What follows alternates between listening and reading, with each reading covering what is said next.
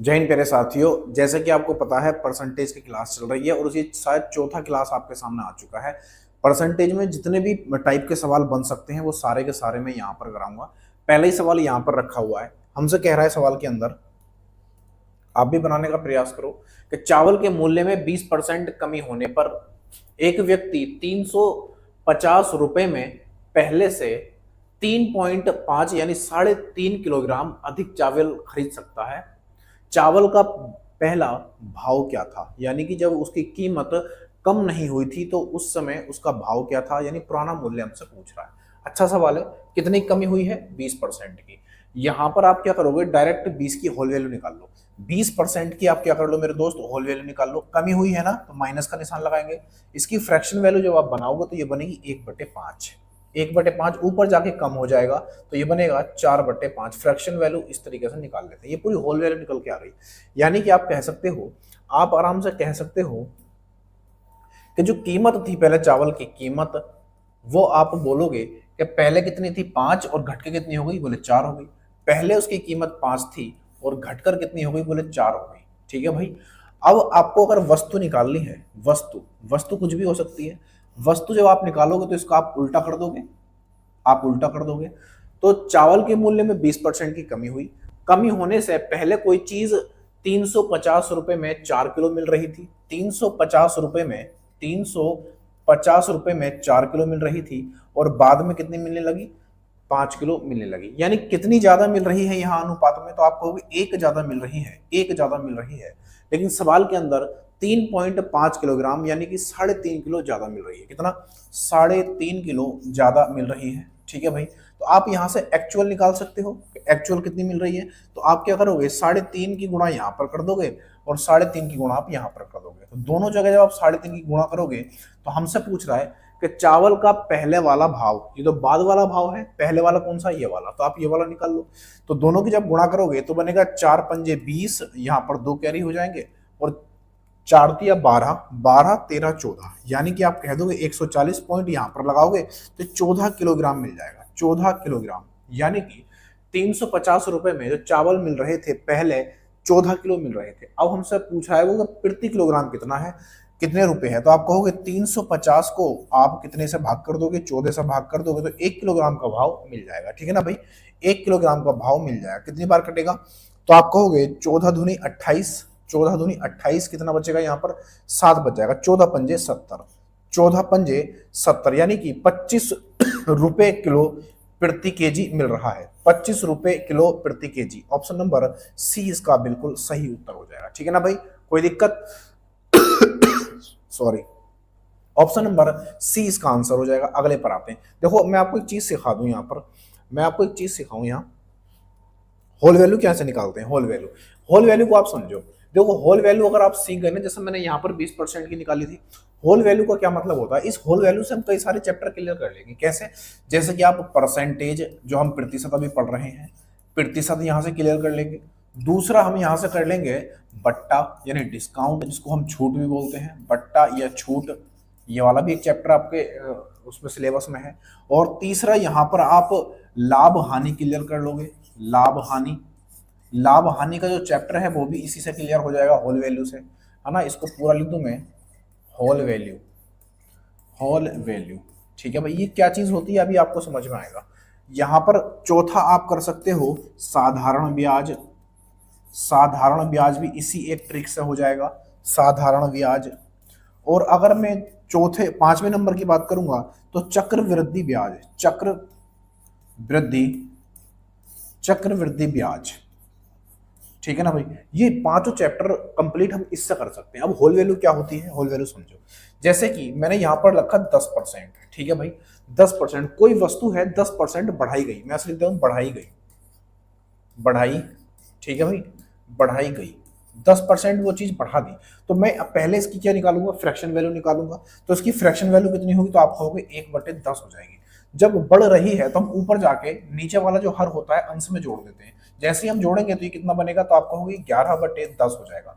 यानी किसी वस्तु की जो पहले कीमत थी, पहले कीमत थी, पहले पहले कीमत कितनी थी, बोले 10 थी। बाद में कितनी हो गई, बाद में कितनी हो गई, तो आप कहोगे 11 हो गई। ये हो गई 11, इसी को हम होल वैल्यू बोलते हैं। ये पूरी की पूरी क्या है, ये होल वैल्यू है। जैसे मैं यहां पर आपसे और एक बात करूं, आपसे,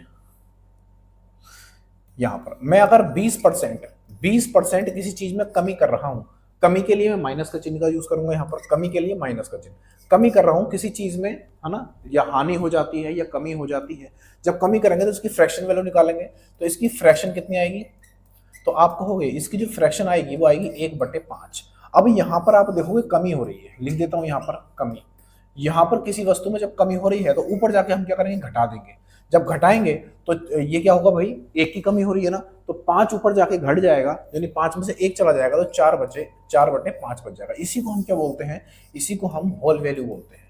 होल वैल्यू, संपूर्ण मान। जैसे दूसरा मैं बात करूं, जैसे किसी चीज में लाभ हुआ, किसी चीज में लाभ हुआ, लाभ कितने का हुआ, तो आपने कह दिया लाभ हुआ है यहाँ पर 30% का, 30% का लाभ हो तो प्लस का निशान का यूज कर लूं।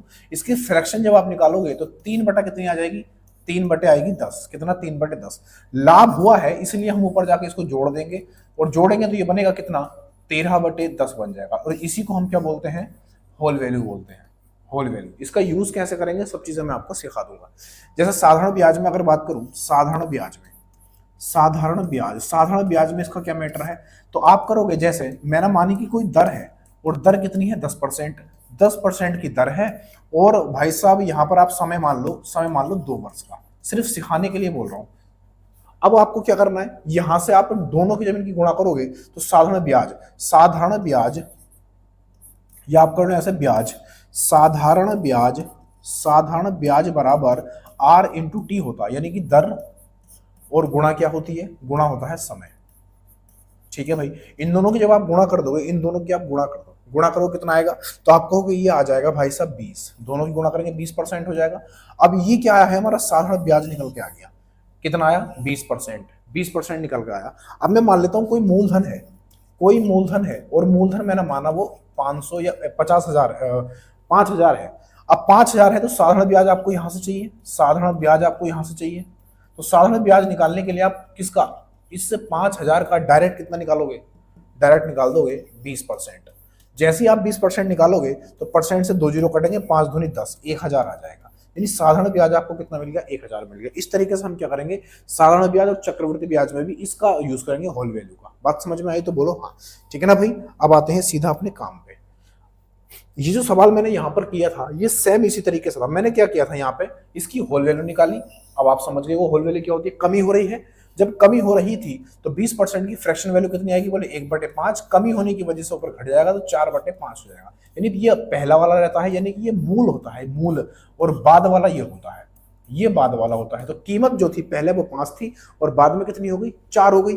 इस वजह से मैंने ये सवाल को 5 और 4 से उल्टा कर देंगे तो वस्तु का मान निकल आएगा। तो इसका आंसर क्या था, ऑप्शन नंबर सी इसका बिल्कुल सही उत्तर था। ठीक है ना भाई, अगले पर आ जाते हैं। सवाल नंबर अगला ये रहा मेरे लल्ला, देखना क्या करा है इसमें। सवाल के अंदर कहा जा रहा है हमसे,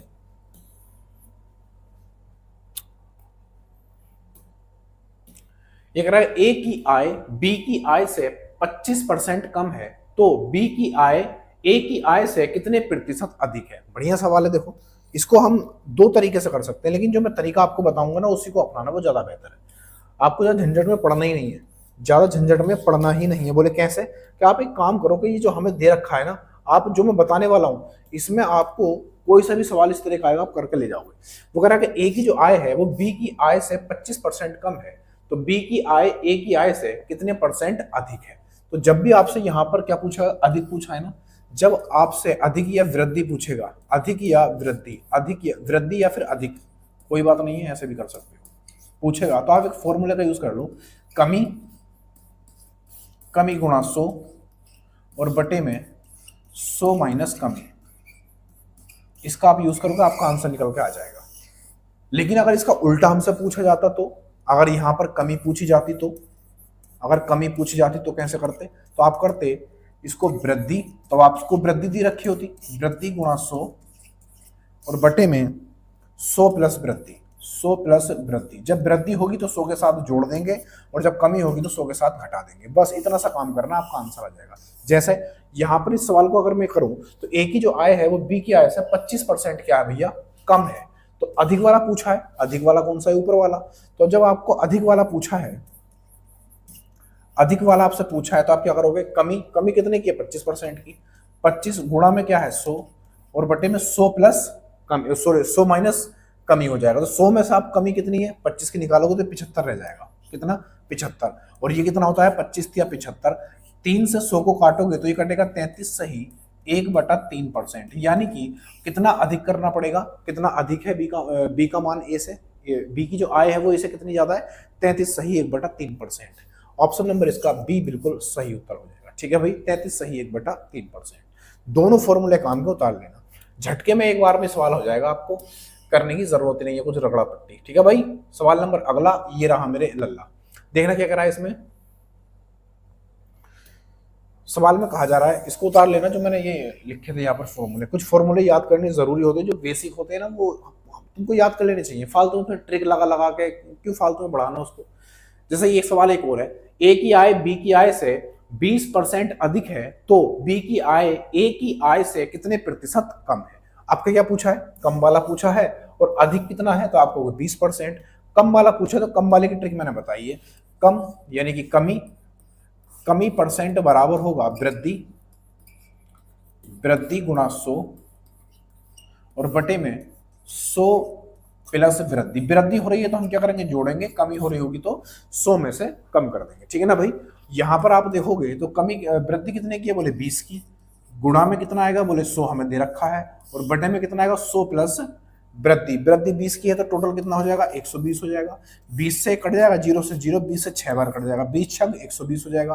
और इसको आप काटोगे तो 3 बार कटेगा, 2 से ये 50 बार कट जाएगा। ठीक है भाई, कितना मिलेगा आपको, 50/3 मिल जाएगा, कोई दिक्कत नहीं होना चाहिए। 16 या 48 होते हैं कि 16 सही 2/3% क्या हो जाएगा भैया, ये हमारा प्रतिशत कम निकल के आएगा। तो बी की जो आय है वो ए की आय से कितनी कम है, तो आपको वो 16 सही 2/3% कम हो जाएगा। 16 सही 2/3%, ऑप्शन नंबर डी इसका बिल्कुल सही उत्तर हो जाएगा। ठीक है भाई, कोई दिक्कत नहीं होनी चाहिए। इसको भी उतार लेना, दोनों लिखवा दिए लेकिन यहाँ पर रिपीट हो गया है। मैं जानबूझ के सवाल यहाँ पर रखे थे ताकि आपको पता चले। क्या कह रहा है देखना इसमें, सवाल के अंदर कहा जा रहा है हमसे, बोले क्या,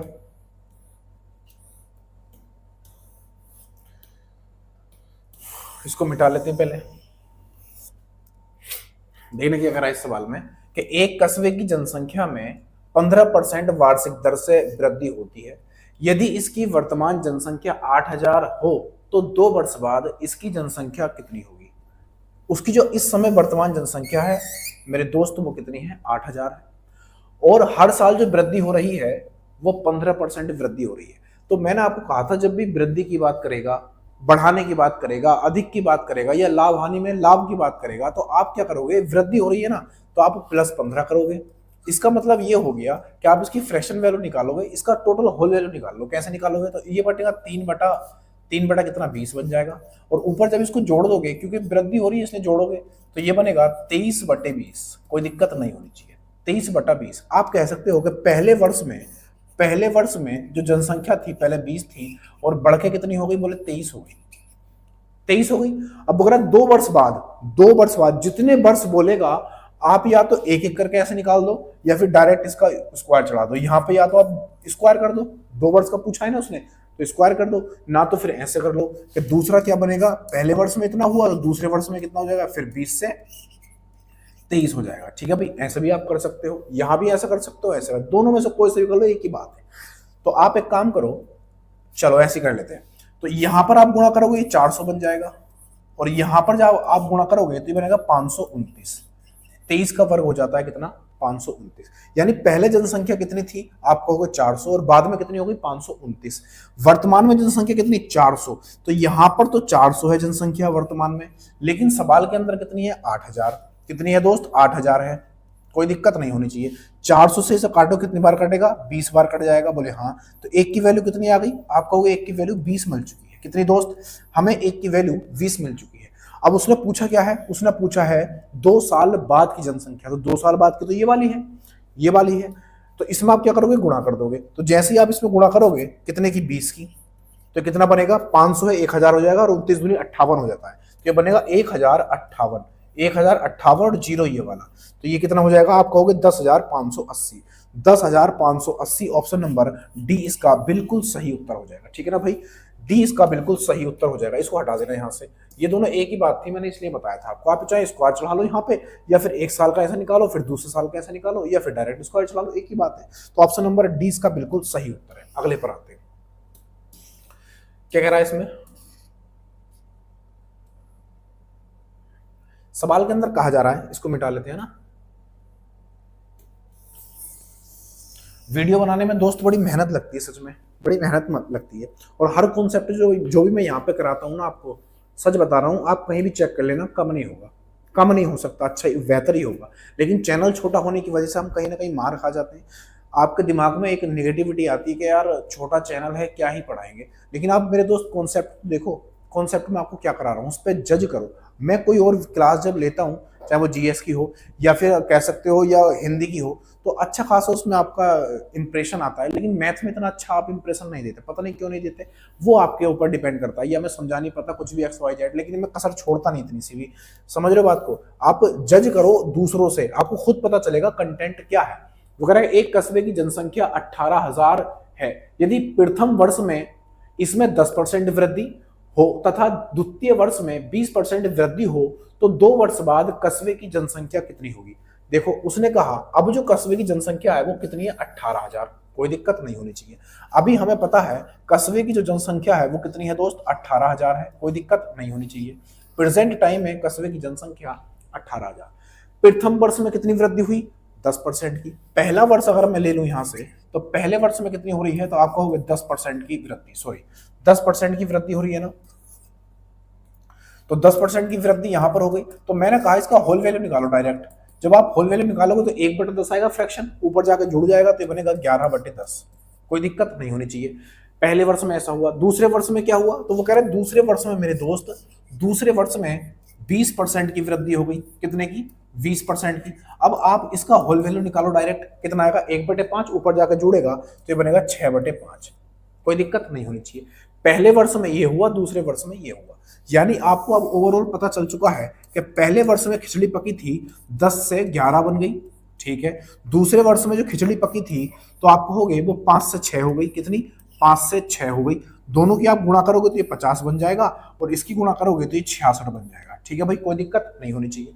उसने कहा जो वर्तमान जनसंख्या वो कितनी है, 18,000 है, और यहां पर आप देखोगे कितनी है, आप कहोगे 50 है, यहां पर तो 50 है, लेकिन वहां पर कितनी है, 18,000।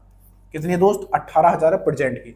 2 वर्ष बाद जनसंख्या कितनी होगी, 2 वर्ष बाद की तो ये वाली है, तो जो भी आपका आंसर आएगा वो 11 का गुणज होगा। पहली बात तो आप ये समझिए, सब करने की जरूरत नहीं है, 11 का गुणज होगा, कोई सा भी देख लो, यहाँ पर आप चेक कर लो, 9 हो जाएगा, ये हो जाएगा, हाँ ठीक है भाई, ये हो जाएगा 9, और यहाँ पर ये भी 9, ये भी हो सकता है आंसर, ये भी हो सकता है। यहाँ पर देखें इन दोनों का जो 11 का मल्टीपल रूल होता है काटने वाला, विभाजित का, उसको देख रहे हैं हम यहाँ पर, तो ये आंसर नहीं बनेगा। ये आंसर आप देखोगे ये भी नहीं बनेगा। चलो डायरेक्ट ही निकाल लेते हैं। आप यहाँ पर देखो 0 से 0 कट जाएगा, और 1 की वैल्यू आप जब यहाँ से निकालोगे तो कितनी आएगी 1 की वैल्यू, तो आप कहोगे 5 या 15, 5 छंग 30, ये आएगा 360। कितना आया दोस्त, 360। अगर 1 यूनिट की वैल्यू 360 है तो 66 की कितनी हो जाएगी, तो आप क्या करोगे, 360 की यहाँ पर गुणा कर दोगे। गुणा जब आप करोगे कितना आएगा, 6 छंग 36, लास्ट में 6 मिलेगा, लास्ट में 6 मिलेगा और 1 0 मिलेगा, लास्ट में 6 और 1 0, इसमें ये, उसमें 2 0 है, ये आंसर नहीं बनेगा। ऑप्शन नंबर सी इसका बिल्कुल सही उत्तर हो जाएगा। हालांकि आप कर भी सकते हो, यहाँ पर देखो 360 और 66 कर लो, 6 0 0, 6 छंग 36, 0 आएगा यहाँ पर, 6 छंग 36, 3 बचा, 6 18 और 3 कितना हो जाएगा 21, ठीक है भाई, 0 6 1 2, यहाँ पर आएगा 0, यहाँ पर 6, यहाँ पर 7, यहाँ पर 3, यहाँ पर 2, यानी आप कह दोगे 23,760। मैंने कहा था ये आंसर बनेगा, बन गया आंसर। क्यों, क्योंकि वहां पर 2 0 थे, इसलिए वो आंसर नहीं बनेगा, और यहाँ पर 1 0 था, और लास्ट में कितना था, लास्ट में यहाँ पर 6 था, यहाँ पर भी 6 और 0 1 है, वहां पर 2 थे, इसलिए आंसर नहीं बनेगा। ऑप्शन नंबर सी इसका बिल्कुल सही उत्तर हो जाएगा, कोई दिक्कत नहीं होनी चाहिए। अगले पर आते हैं, सवाल नंबर अगला ये रहा मेरे लल्ला। क्या कहना चाह रहा है इसमें, देखना। सवाल में कहा जा रहा है कि एक शहर की जनसंख्या में 5% वार्षिक दर से वृद्धि होती है, यदि इसकी वर्तमान जनसंख्या 1,85,220 हो, तो 3 वर्ष पूर्व जनसंख्या कितनी होगी। 3 साल पहले की हमसे पूछ रहा है कि 3 साल पहले इसकी जनसंख्या कितनी थी, बड़ी आराम से निकाल लोगे। मैं आपको अब सिखा चुका हूं।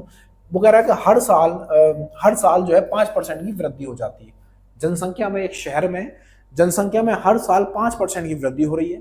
तो वो कह रहा है हमसे कि 2 साल पहले उसकी जनसंख्या क्या थी। अगर वर्तमान ये है 1,85,220 है, तो 3 साल पूर्व कितनी थी। 3 साल कितना पूछ रहा है, 3 साल का, मैं 2 साल का पूछ रहा था। तो आप क्या करोगे, यहाँ से कुछ नहीं करना, जो मैंने आपको तरीका बताया वही निकाल दो। बोले क्या बताया, कि ये बताया है कि अगर एक साल में कितनी हो रही है, 5% के हिसाब से बढ़ रही है, 5% के हिसाब से बढ़ रही है, इसका होल वैल्यू आप निकालोगे कितना आएगा, फ्रैक्शन निकालोगे 1/20, ऊपर जाकर जुड़ेगा तो ये बनेगा 21/20। ठीक है भाई, कितने साल का पूछा है, हर साल 5% बढ़ रही है, 3 साल का पूछा है। तो आप क्या करोगे, यहां पर आप क्यू चढ़ा दो, काम खत्म हो जाएगा। तो आप कहोगे 20 का क्यू कितना बनेगा, 20 का क्यू बनेगा 8000 बन जाएगा। और 21 का घन कितना होता है, तो आप कहोगे ये होता है शायद 2197 नहीं 9261, सॉरी ये होता है 9261। कितना हो जाता है, 9261 हो जाता है।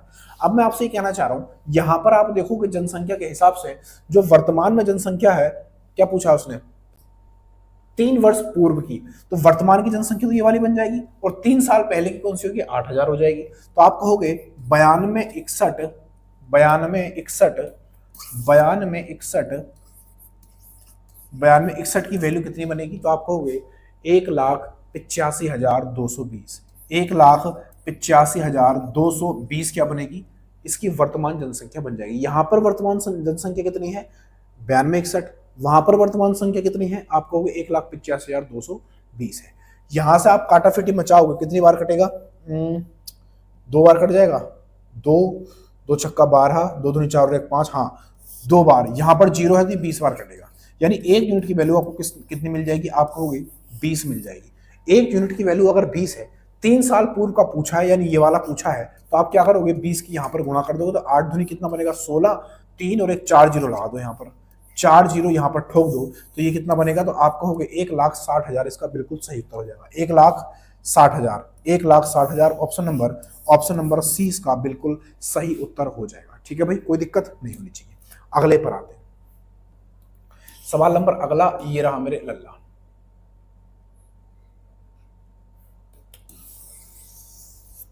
क्या करा है इसमें कहा जा रहा है हमसे, किसी वर्ग की प्रत्येक भुजा में 30% वृद्धि होने पर इसके क्षेत्रफल में कितने प्रतिशत वृद्धि होगी। देखो यहां पर क्या कह रहा है, वर्ग।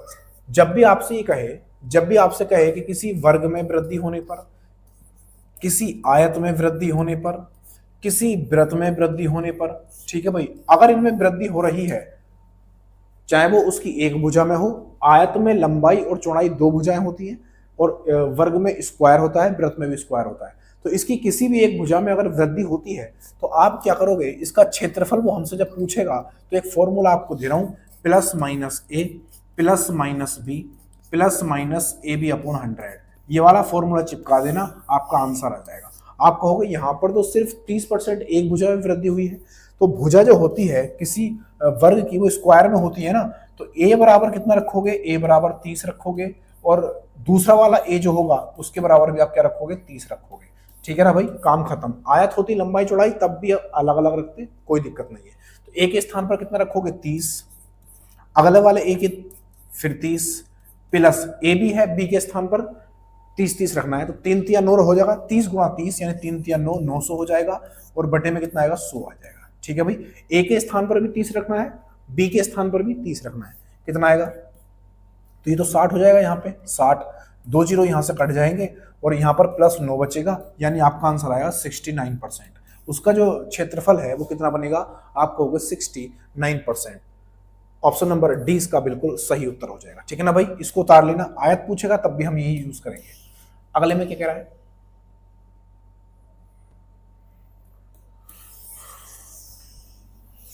इसमें कह रहा है हमसे, एक वर्ग की लंबाई तथा चौड़ाई में क्रमशः 40% तथा 30% वृद्धि करने पर प्राप्त आयत का क्षेत्रफल दिए गए वर्ग के क्षेत्रफल से कितने प्रतिशत अधिक होगा। अब यहां पर आप देखोगे तो वर्ग की लंबाई और चौड़ाई में अलग अलग वृद्धि हुई है। लंबाई में कितनी हुई है, आपको 40, परसेंट की, और चौड़ाई में कितनी हुई है, तो आप कहोगे 30% की। यानी कि आप कह सकते हो कि ए बराबर 40% रखना है और बी बराबर कितना रखना है, 30% रखना है।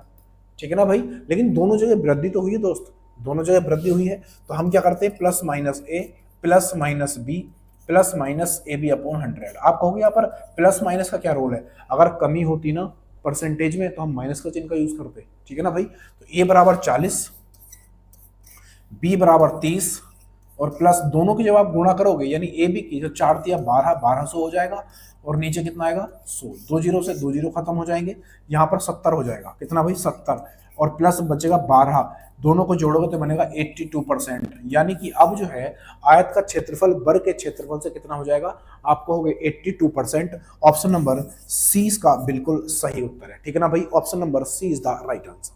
अगले पर आते हैं। देखो इस तरह के सवाल जितने भी थे मैं करा चुका हूं, एक सवाल और आपके सामने इसी तरह का, ताकि आपका जो रहा बचा थोड़ा सा भी कंफ्यूजन अगर रहा होगा तो वो खत्म हो जाएगा। क्या कह रहा दोस्त इसमें, एक आयत की लंबाई में, देखो अब आयत चल रहा है, पहले वर्ग चल रहा था, एक आयत की लंबाई में 20% वृद्धि करने पर तथा चौड़ाई में 20% कमी, देखो यहां पर वृद्धि भी हो रही है कमी भी हो रही है, इसके क्षेत्रफल में कितने प्रतिशत कमी आएगी।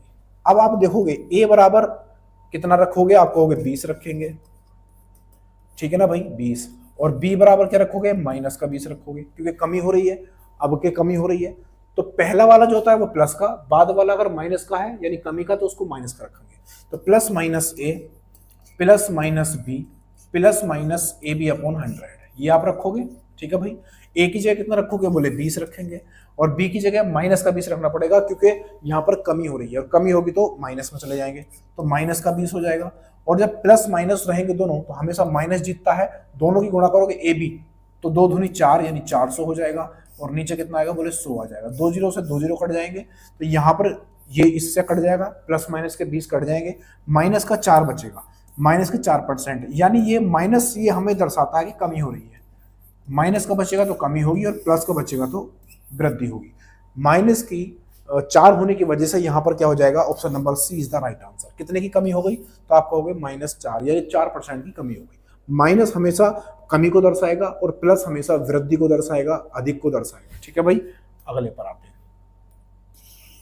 क्या कह रहा है इस सवाल में, देखना,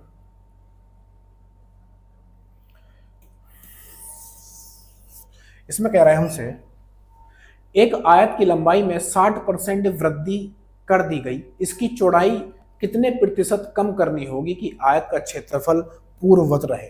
यह सवाल उस वाले सवाल की तरह मत समझना, इसमें यह कह रहा है कि एक आयत की जो लंबाई है ना, उस लंबाई में 60% की वृद्धि की गई है। अब वो कह रहा है कि चौड़ाई कितने प्रतिशत कम करनी पड़े, यहां पर देखो कमी आ गई, वहां पर वृद्धि, यहां पर कमी, क्या उसके आयत का क्षेत्रफल वैसा का वैसा ही रहे जितना था। तो मैंने आपको इसके लिए फॉर्मूला बताया था कि जब आपसे कमी पूछेगा, जब आपसे कमी परसेंट पूछेगा, तो आप क्या करोगे,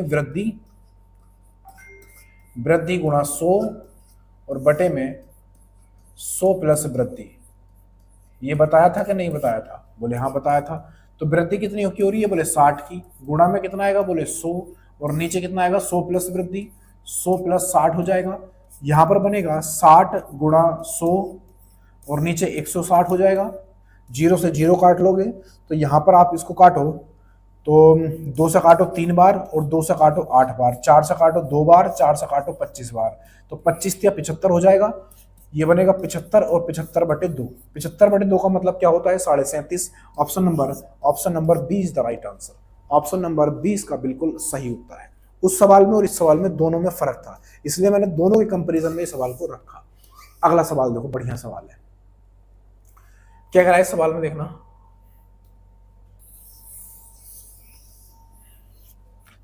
ये कह रहा है एक चुनाव में 2 उम्मीदवार थे, इस चुनाव में 68% मत अवैध घोषित कर दिए गए, जीतने वाले उम्मीदवार ने 52% मत प्राप्त किए तथा वह 98 मतों से जीत गया।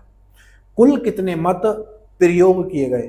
टोटल मत हमसे पूछ रहा है कि टोटल जो मत पड़े हैं, टोटल जो वोट पड़े हैं वो कितने हैं। अच्छा सवाल है, देखो कैसे करेंगे।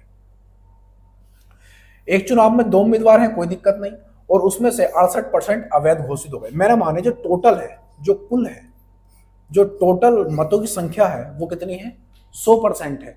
100% में से जो अवैध घोषित हुए हैं अवैध, वो कितने हैं? 68%। अगर अवैध 68% है अवैध, तो मैं आपसे ये पूछ रहा हूँ वैध कितने हैं? अवैध की गोली मारो, आप ये बताओ कि वैध कितने हैं। तो 68% अगर अवैध है तो आप कहोगे 32% क्या बनेंगे इसमें? वैध बन जाएंगे। जो वैध है, वैध वोट है, वो कितने होंगे? 32%। ठीक है भाई, कोई दिक्कत नहीं होनी चाहिए। 32% वैध है। अब वो हमसे कह रहा है कि जीतने वाले उम्मीदवार ने 52% प्राप्त किए, यानी इस 32 का 52% जो जीतने वाला है, जो जीतने वाला व्यक्ति है वो 52% प्राप्त किए उसने, 52%। तो बताओ हारने वाले व्यक्ति ने, जो हारा होगा, हारने वाले ने कितने परसेंट प्राप्त किए होंगे? तो आप कहोगे ये 52 है तो यहाँ पर 48% ही तो बचेगा, 48% इसने प्राप्त किए। अब वो कह रहा है कि जीतने वाला व्यक्ति 52% प्राप्त किए और वो 98 मतों से जीता, लेकिन आप यहां पर देखो कितने मतों से जीता है, तो आप कहोगे यहां पर 4% मतों से जीता है। सवाल के अंदर कितने हैं? 98 मतों से जीता है। 1% की वैल्यू यहां से निकालो, कुल पूछा है ना, तो 100% की वैल्यू निकाल दो, खत्म कहानी। तो 1% की वैल्यू कितनी आएगी? तो आप कहोगे 1% की वैल्यू आ जाएगी यहाँ पर 98/4, और 100% की पूछी है तो हम यहाँ पर इसकी गुणा कर देंगे 100% की, तो यहाँ पर आंसर एक बार में आ जाएगा। तो आप इससे काटोगे, कितनी बार कटेगा? तो 25 बार कट जाएगा, 25 चौका 100 होता है। तो आप क्या करोगे, यहां पर कर दूं 98 की और 25 की आप गुणा कर दो, कितनी बार जाएगा? 25 8 200, यहाँ पर 20 बचेगा। 25 नहीं 225, तो यहाँ पर 5, यहाँ पर 4, यहाँ पर 2, यानी 2450 क्या होंगे भैया? इसके टोटल वोट होंगे। ऑप्शन नंबर इसका बी बिल्कुल सही उत्तर हो जाएगा। 2450 क्या होंगे? टोटल वोटों की संख्या होगी। यहाँ पर परसेंट जो दिया है ये गलत है, ये जो परसेंट दिया है ये गलत है। परसेंट का तो कोई काम ही नहीं है, परसेंट का तो कोई काम ही नहीं है। यहाँ पर परसेंट थोड़ी ना पूछा है, कितने वोट पड़े हैं ये पूछा है। ठीक है ना भाई, तो ऑप्शन नंबर 20 का आंसर हो जाएगा। अगले पर आ जाते हैं। अच्छा सवाल था, उम्मीद करता हूं अच्छे से समझ में आया होगा। क्या कह रहा है इस सवाल में, देखना।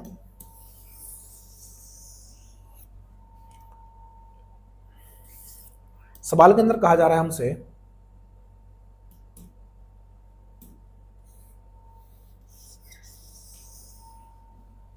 अगर दो उम्मीदवारों के एक चुनाव में कुल 7500 मत पड़े, इन मतों में से 20% मतों को अवैध घोषित कर दिया गया। यदि एक उम्मीदवार को वैध मतों का 55% मत मिले हों तो दूसरे उम्मीदवार को कितने वैध मत मिले हैं? वैध पूछा है हमसे, जो वैलिड है वो वैलिड मत कितने मिले हैं ये हमसे पूछा जा रहा है। ठीक है ना भाई, क्या पूछा जा रहा है? जो मिले हैं वैध, ये वाले। एक ही बार में आंसर लेकर आएंगे। दो उम्मीदवार हैं और टोटल जो मत पड़े हैं तो वो पड़े हैं कितने? 7500 पड़े हैं। अब वो कह रहा है कि इन मतों में से 20% मतों को अवैध घोषित कर दिया। अगर 20% अवैध घोषित हो गए तो कितने बचे? तो आपको हो गए 80%।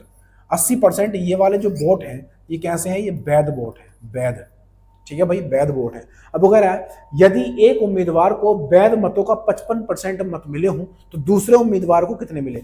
अब जो वैध मतों का एक उम्मीदवार को 55% मिले हैं तो दूसरे वाले को कितने मिले होंगे? तो आप कहोगे अगर एक को मिले हैं 55 तो दूसरे को मिलेंगे 45%। कोई दिक्कत नहीं होनी चाहिए। तो हमसे क्या पूछा है? दूसरे वाले का वैध वाला पूछा है, तो इसका 45% निकाल दो, आंसर आ जाएगा। 2 जीरो से 2 जीरो खत्म हो गए, 1 जीरो से 1 जीरो खत्म हो गया। इसे काटोगे 5 दूनी 10 और 5 नम 45। 2 से काटोगे 4 बार कटेगा ये, 4 दूनी 8, दोनों गुणा कर लो, 9 चौक 36, यानी कि 75 और 36 की आप गुणा कर दोगे, कितनी बार जाएगा? गुणा करोगे 5 छंग 30, यहाँ पर 3 आया, 7 छंग 42, 7 छंग 42 हो जाएगा, और 3 पंजे 15 हो जाएगा। तो यहाँ पर 7 7 3 10, 10 का 0, हासिल लगा 1, 5 और 1 6, यहाँ पर कितना आ जाएगा? तो आपको 0 हासिल लगेंगे, फिर से 6, और 7 या 21 और 6, 21 और 6 27, यानी कि जो दूसरे वाले व्यक्ति को वोट मिले हैं वो कितने मिले हैं? 2700 मिले हैं। ऑप्शन नंबर ए इसका आंसर हो जाएगा, 2700। दिख रहा है आपको? दिख तो रहा होगा, ये ऊपर नहीं जा रहा, इतना ही जाएगा। ठीक है भाई, तो आज के लिए क्लास दोस्त इतना ही रखते हैं। वीडियो पसंद आया हो लाइक शेयर सब्सक्राइब करके जरूर जाना। क्लास बनने में मेहनत लगती है। दूसरा, परसेंटेज के जितने भी सवाल आएंगे, कितने भी टाइप के होंगे, वो सारे टाइप के सवाल मैं यहाँ पर करा दूंगा। ठीक है ना भाई, बाकी बातें कल करेंगे। तब तक के लिए जय हिंद, जय भारत।